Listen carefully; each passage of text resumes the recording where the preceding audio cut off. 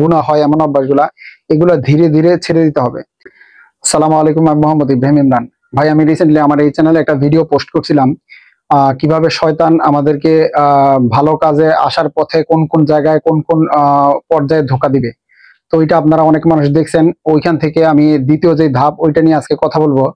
এটা হচ্ছে প্রথম যে ভিডিওটা, ওইখানে ছিল এরকম যে আমরা যখন ভালো কাজে নিয়ত করি, শয়তান প্রথমত নিয়তই করতে দিবে না।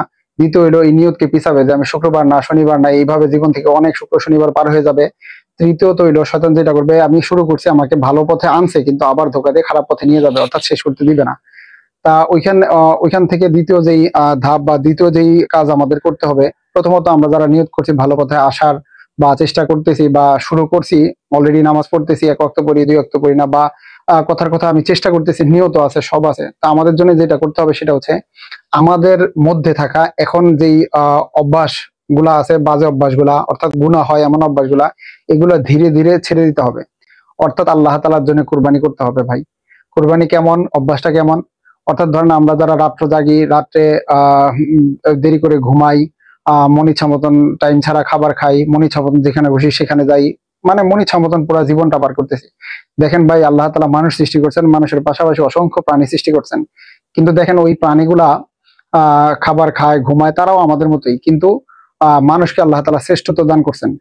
যদি আমরা তাদের মতো খাবার খাই, তাদের মতো ঘুমাই, তাহলে তো আমি পশুর মতো হয়ে গেলাম। আমাদেরকে শ্রেষ্ঠত্ব দান করছেন এই কারণে যে আমরা খাবো ঘুমাবো একমাত্র আল্লাহ তাআলার হুকুম আর রাসূল সাল্লাল্লাহু আলাইহি ওয়াসাল্লামের সুন্নাত মেনে, ঠিক না ভাই? তো এর জন্য আমাদের যেটা করতে হবে সেটা হচ্ছে যে আমাদের আল্লাহর জন্য কুরবানি করতে হবে।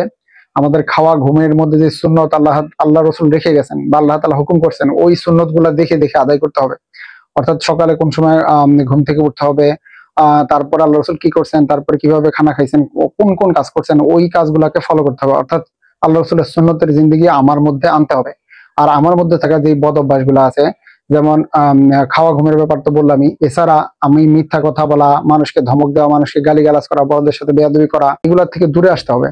আদবগুলা যেমন, আমি বড়দের সাথে কখনো বেয়াদবি করবো না, আমার মিথ্যা কখনোই বলবো না, জীবন চলে গেল মিথ্যা বলবো না, আমি কাউকে কষ্ট দিব না, কাউকে ধমক দিব না, কারো গীবত করব না, কারণ আমি বদনাম করব না, আমি সব আমার জীবনের সুখ দুঃখ সব পর্যায়ে ধৈর্য ধারণ করব। এগুলাই আল্লাহ তাআলার হুকুম মানা, রাসূল সাল্লাল্লাহু আলাইহি ওয়াসাল্লামের সুন্নতের উপর আসা।